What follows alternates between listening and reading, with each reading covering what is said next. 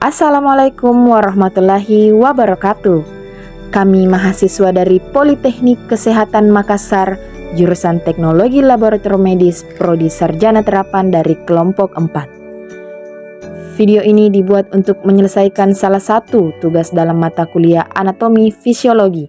Sebelum kami masuk ke pembahasan lebih lanjut, izinkanlah kami memperkenalkan diri terlebih dahulu. Yang pertama yaitu Aisyah Putri Nabila Yahya dengan NIM PO 714203231004.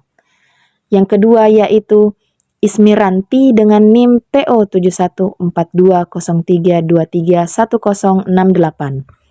Yang ketiga ada Rahma S dengan NIM PO 714203231037.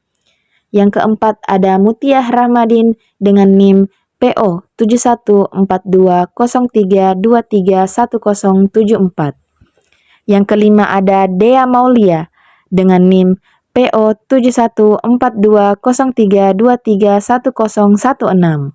Dan yang terakhir ada Lui Afriati Soraya dengan NIM PO 714203231026. Baiklah, kami dari kelompok 4 akan membahas materi dengan judul Fisiologi Sistem Persyarafan.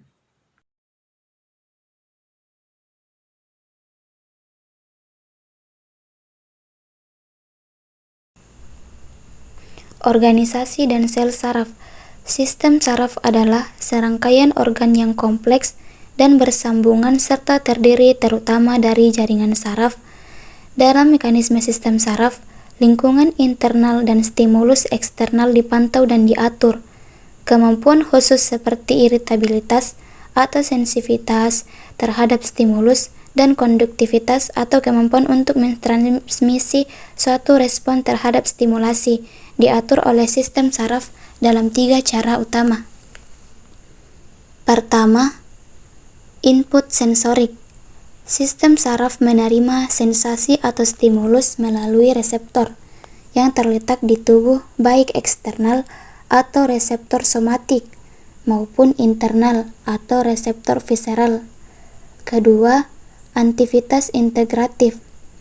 Reseptor mengubah stimulus menjadi impuls listrik yang menjalar di sepanjang saraf sampai otak dan medula spinalis, yang kemudian akan menginterpretasi dan mengintegrasi stimulus, sehingga respon terhadap informasi bisa terjadi.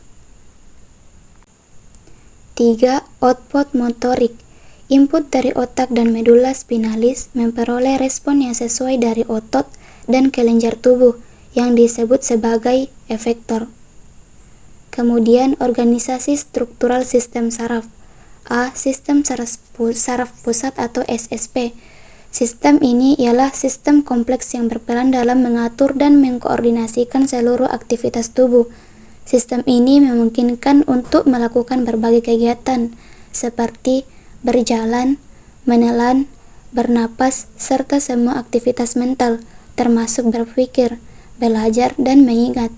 Ini juga membantu mengontrol bagaimana tubuh bereaksi dalam keadaan darurat. Sistem saraf pada manusia terdiri dari otak, sumsum tulang belakang, organ-organ sensorik, dan semua saraf yang menghubungkan organ-organ tersebut dengan seluruh tubuh. Sistem ini bekerja dengan mengambil informasi melalui bagian tubuh atau indera tertentu, memproses informasi tersebut, serta memicu reaksi, seperti membuat otot bergerak, merasakan sakit, atau bernapas. Dalam menjalankan kerjanya tersebut, sistem saraf berbagi menjadi 2 struktur atau susunan, yaitu sistem saraf pusat dan sistem saraf tepi. Sistem saraf pusat terdiri dari otak dan sumsum tulang belakang, sedangkan saraf tepi terdiri dari saraf yang menghubungkan saraf pusat ke seluruh tubuh. Adapun saraf tepi terbagi ke dalam 2 susunan besar, yaitu saraf somatik dan saraf otonom.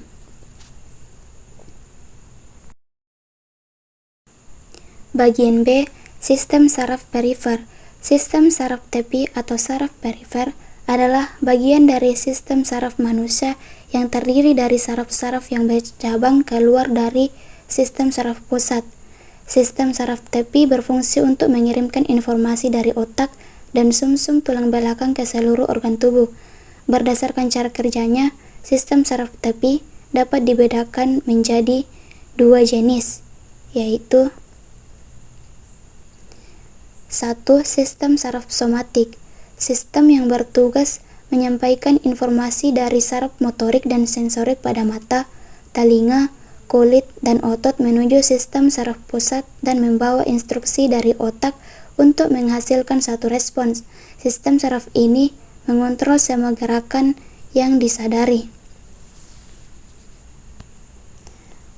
Kedua, sistem saraf otonom, sistem saraf yang mengendalikan kerja kelenjar atau organ dalam tubuh secara tidak sadar. Sistem saraf otonom terdiri dari dua cabang, yaitu sistem simpatik unsur mengatur respon tubuh saat terjadi ancaman atau stres, atau fight or flight, dan sistem parasimpatik untuk mengatur organ dalam tubuh agar dapat bekerja secara optimal dan rileks, atau rest and digest. Kemudian berdasarkan asal percabangannya, sistem saraf tepi juga dapat dibedakan menjadi saraf kranial, yaitu 12 pasang saraf yang berasal dari otak untuk mengumpulkan informasi antara otak dan bagian tubuh lainnya. Tugas dari saraf kranial adalah untuk mengontrol fungsi motorik dan sensorik tubuh. 2. Saraf spinal, yaitu 31 pasang saraf yang berasal dari medula spinalis atau sumsum tulang belakang dan berfungsi sebagai penghantar impuls dari dan ke otak serta pengatur gerak refleks. Secara fungsional, sistem saraf perifer terbagi menjadi sistem aferen dan sistem eferen. 1. Saraf eferen atau sensorik, mentransmisi informasi dari reseptor sensorik ke SSP. 2. Saraf eferen atau motorik, mentransmisi informasi dari SSP ke otot dan kelenjar. Sistem eferen dari sistem saraf perifer memiliki dua subdivisi. Divisi somatik atau volunter, yang berkaitan dengan perubahan lingkungan eksternal dan pembentukan respons motorik volunter pada otot rangka.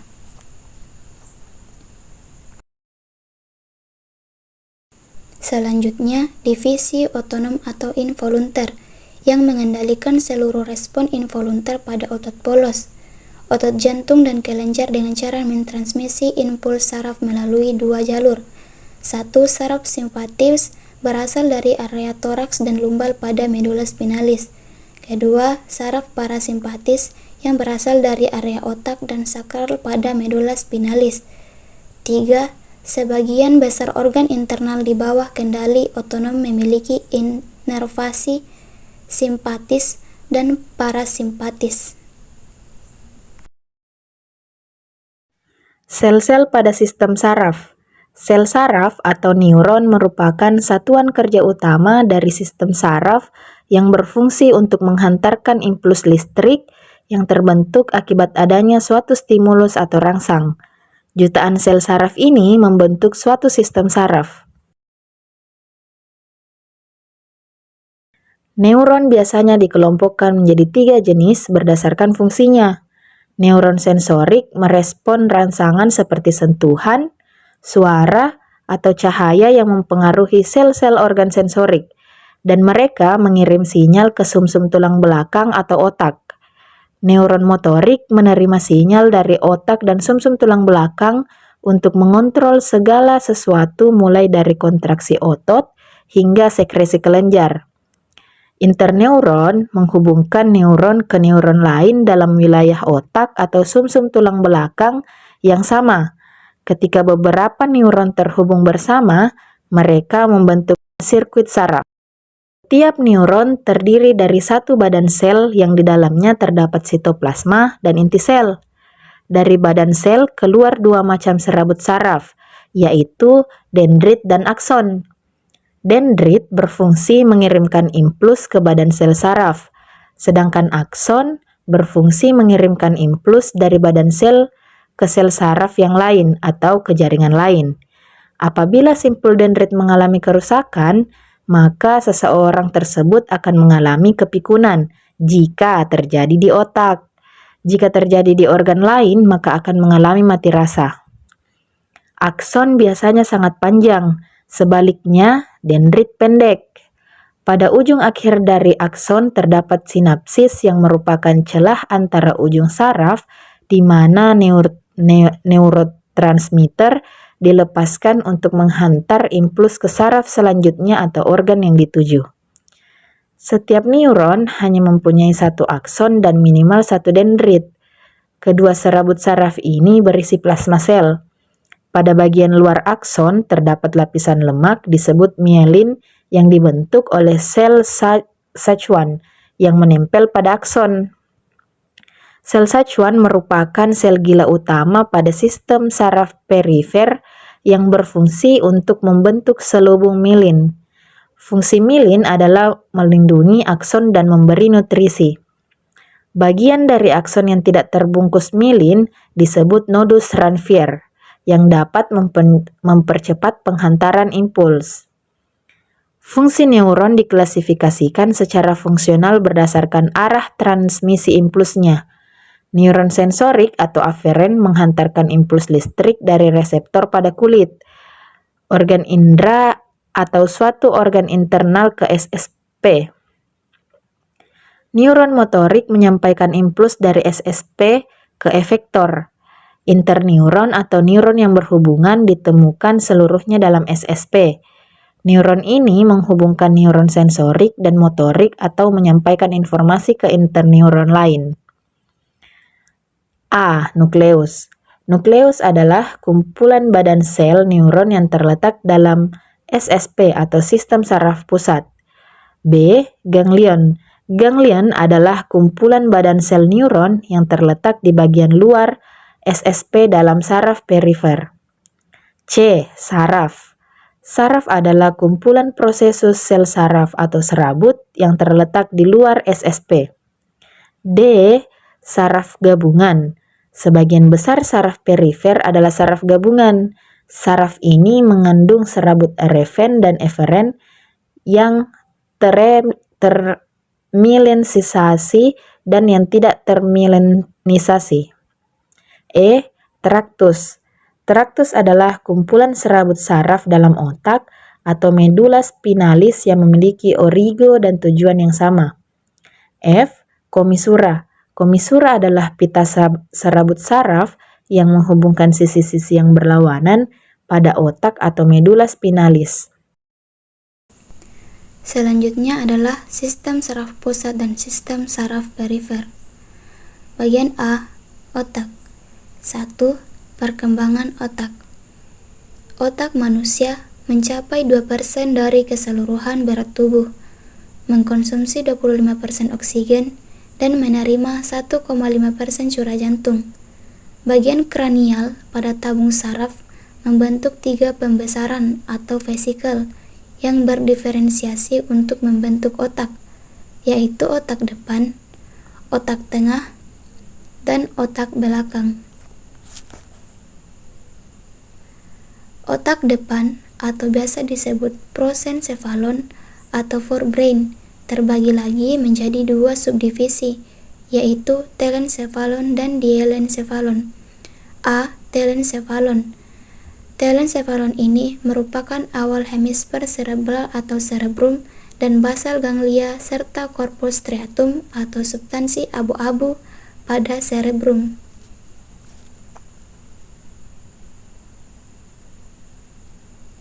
Bagian B. Diencephalon. Diencephalon menjadi talamus, hipotalamus, dan epitalamus. Talamus berfungsi membantu memproses informasi dari indera dan mengirimkannya ke bagian otak lain. Hipotalamus berfungsi mengontrol rasa lapar, haus, dan suhu tubuh. Sementara itu, epitalamus berfungsi mengatur jalur motorik dan emosi.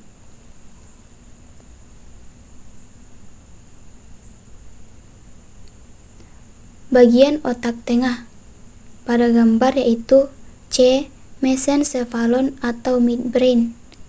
Fungsi otak tengah adalah untuk pendengaran, gerakan mata, sensasi wajah, hingga respon dari perubahan lingkungan, serta mengatur pergerakan mata, memproses informasi visual dan suara yang diterima oleh otak. Kemudian, bagian otak belakang. Otak belakang atau rhombencephalon terbagi menjadi dua, yaitu D. Metencephalon. Metencephalon berubah menjadi batang otak atau pons dan cerebellum, membantu dalam proses keseimbangan tubuh, refleks jantung, tidur, koordinasi gerak, irama gerak otot, sirkulasi, dan pengendalian informasi penginderaan. Bagian E. Mielencephalon. Mielencephalon menjadi medulla oblongata. Mielen bertanggung jawab dalam mengontrol fungsi otonomi, contohnya denyut jantung, bersin, menelan, dalam proses pencernaan atau mencerna, dan pernapasan.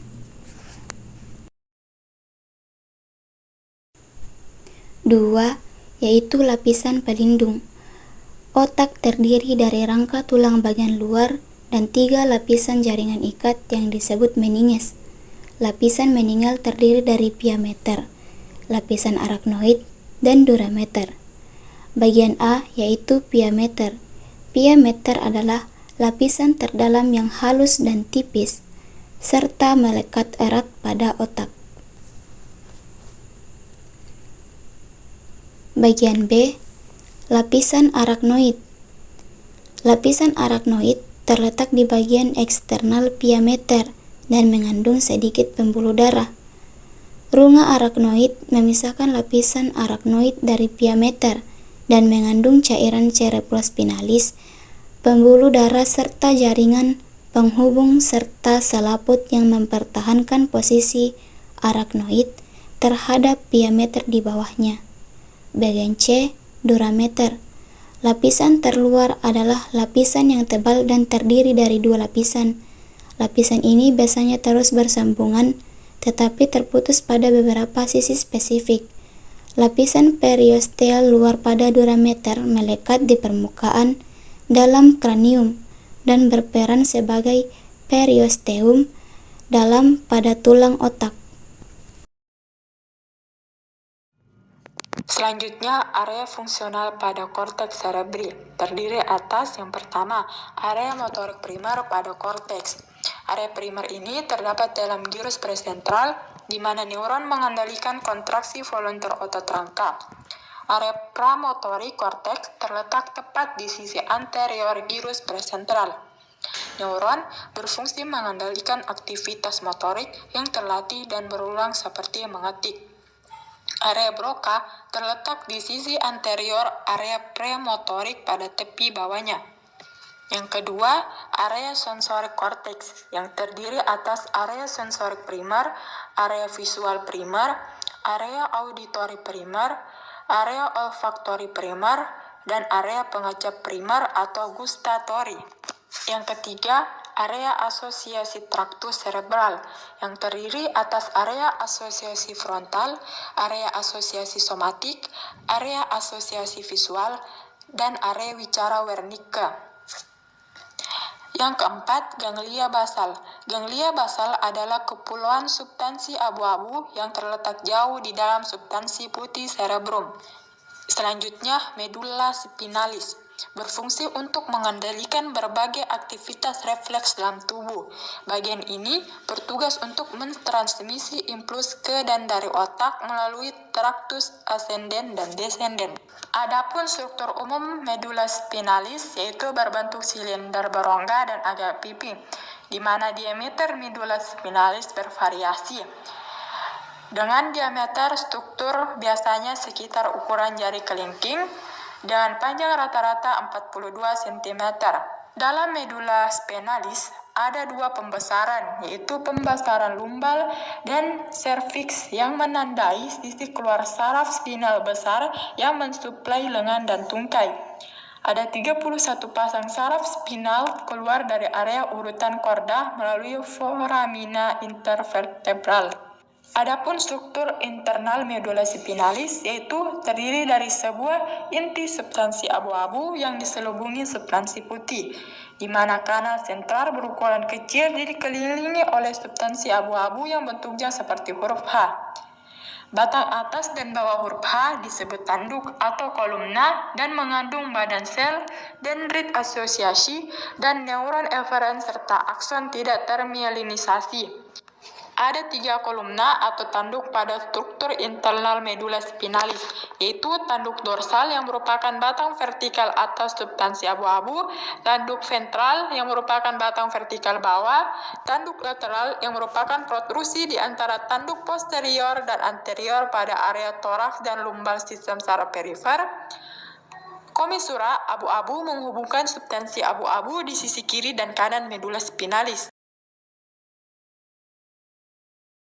Adapun traktus spinal, yang merupakan substansi putih korda yang terdiri dari akson termielinisasi yang dibagi menjadi funiculus anterior, posterior, dan lateral. Dalam funiculus terdapat fasciculus atau traktus, di mana traktus ini diberi nama sesuai dengan lokasi, asal, dan tujuannya. Sistem saraf perifer. Sistem ini terdiri dari jaringan saraf yang berada di bagian luar otak dan medula spinalis. Sistem ini juga mencakup saraf kranial yang berasal dari otak, saraf spinal yang berasal dari medula spinalis, dan ganglia serta reseptor sensorik yang berhubungan. Saraf kranial. 12 pasang saraf kranial muncul dari berbagai bagian batang otak. Beberapa saraf kranial hanya tersusun dari serabut sensorik, tetapi sebagian besar tersusun dari serabut sensorik dan serabut motorik. Berikut adalah gambar dari saraf kranial.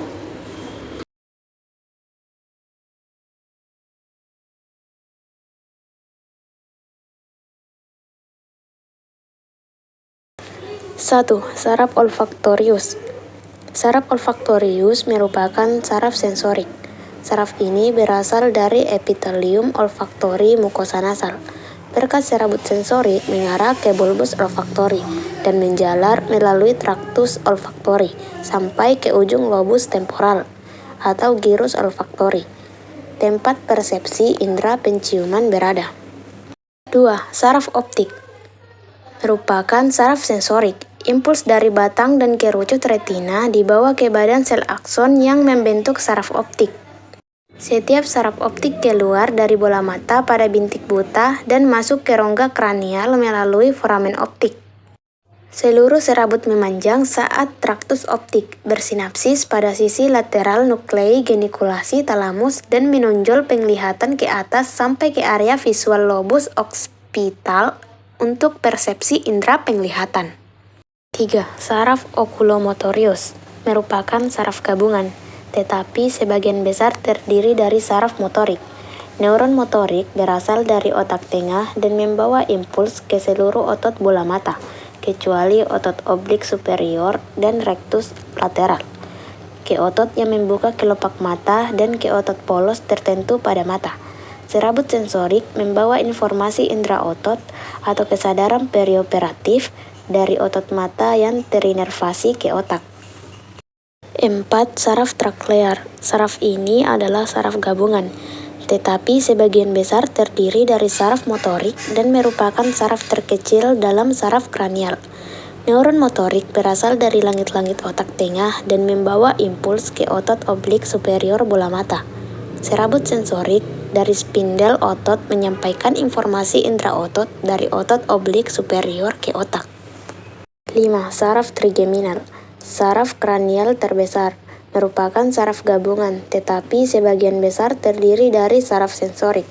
Bagian ini membentuk saraf sensorik utama pada wajah dan rongga nasal serta rongga oral. Neuron motorik berasal dari pons dan menginervasi otot mastikasi kecuali otot buksinator.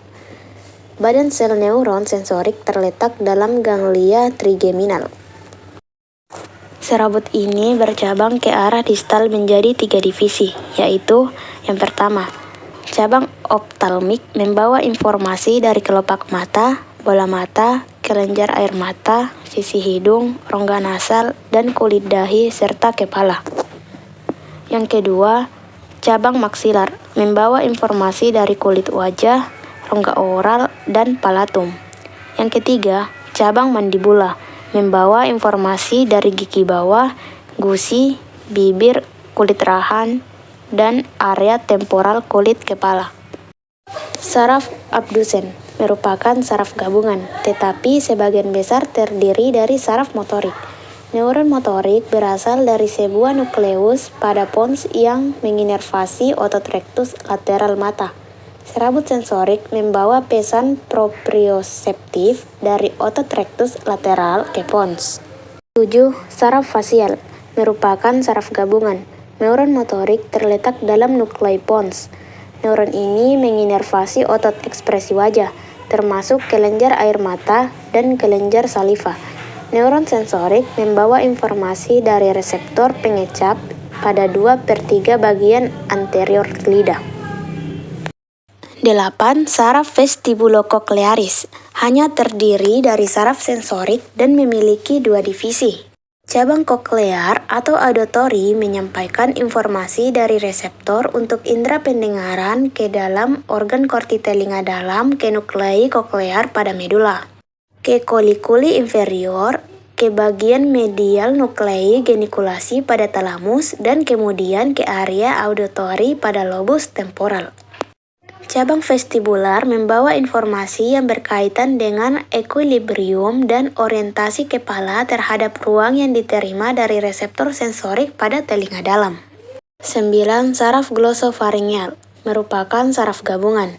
Neuron motorik berawal dari medula dan menginervasi otot untuk bicara dan menelan serta kelenjar saliva parotid.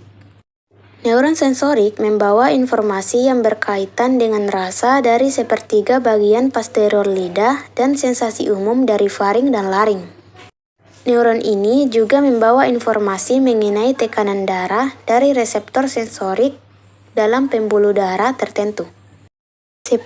Saraf vagus merupakan saraf gabungan. Neuron motorik berasal dari dalam medula dan menginervasi hampir semua organ toraks dan abdomen. Neuron sensorik membawa informasi dari faring, laring, trakea, esofagus, jantung, dan viscera abdomen ke medula dan pons. 11. Saraf aksesori spinal merupakan saraf gabungan, tetapi sebagian besar terdiri dari serabut motorik. Neuron motorik berasal dari 2 area, yaitu bagian kranial berawal dari medula dan menginervasi otot volunteer faring dan laring. Bagian spinal muncul dari medulla spinalis cervix dan menginervasi otot trapezius dan sternocleidomastoideus.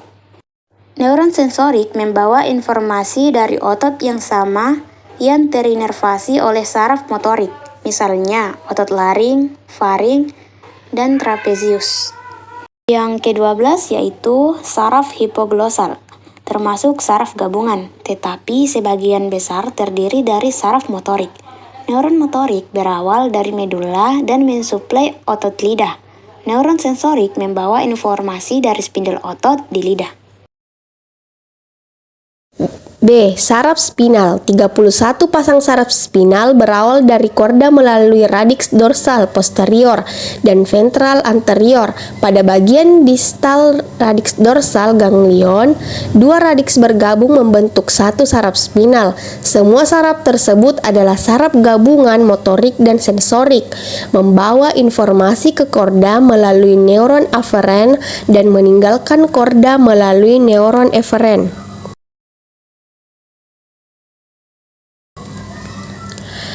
Saraf spinal diberi nama dan angka sesuai dengan regia kolumna vertebra tempat munculnya saraf tersebut. Yang pertama, saraf serviks, 8 pasang, C1 sampai dengan C8. Kedua, saraf toraks, 12 pasang, T1 sampai dengan T12. Yang ketiga, saraf lumbal, 5 pasang, L1 sampai dengan L5. Yang keempat, saraf sakral, 5 pasang, S1 sampai dengan S5. Dan yang terakhir, saraf koksigis, 1 pasang. Setelah saraf spinal meninggalkan korda melalui foramen intervertebral, saraf kemudian bercabang menjadi 4 divisi, yaitu cabang meningeal, ramus dorsal, cabang ventral, dan cabang visceral. Plexus adalah jaringan serabut saraf yang terbentuk dari ramus ventral seluruh saraf spinal, kecuali T1 dan T2 yang merupakan awal saraf interkostal. C. Sistem saraf otonom atau biasa disebut SSO. SSO merupakan sistem motorik eferen visceral. Sistem ini menginervasi jantung, seluruh otot polos, seperti pada pembuluh darah dan viscera serta kelenjar-kelenjar.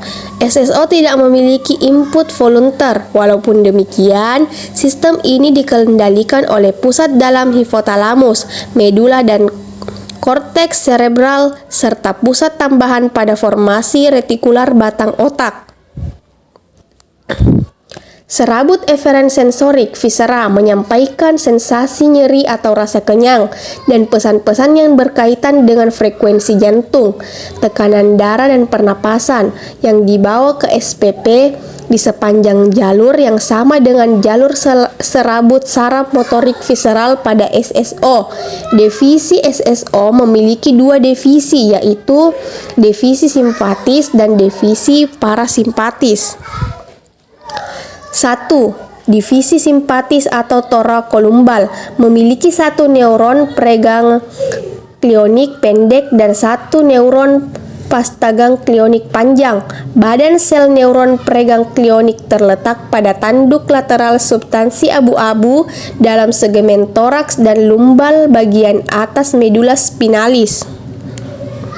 2. Divisi parasimpatis atau kraniosakral memiliki neuron preganglionik panjang yang menjulur mendekati organ yang terinervasi dan memiliki serabut postganglionik pendek. Badan sel neuron terletak dalam nuklei batang otak dan keluar melalui CN3,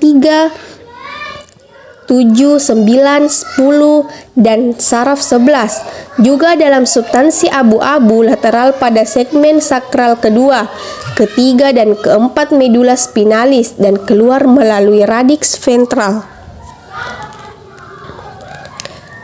Neurotransmitter SSO. Asetilkolin dilepas oleh serabut preganglionik simpatis dan serabut preganglionik parasimpatis yang disebut serabut kolinergik. Norepinefrin dilepas oleh serabut postganglionik simpatis yang disebut serabut adrenergik. Norepinefrin dan substansi yang berkaitan.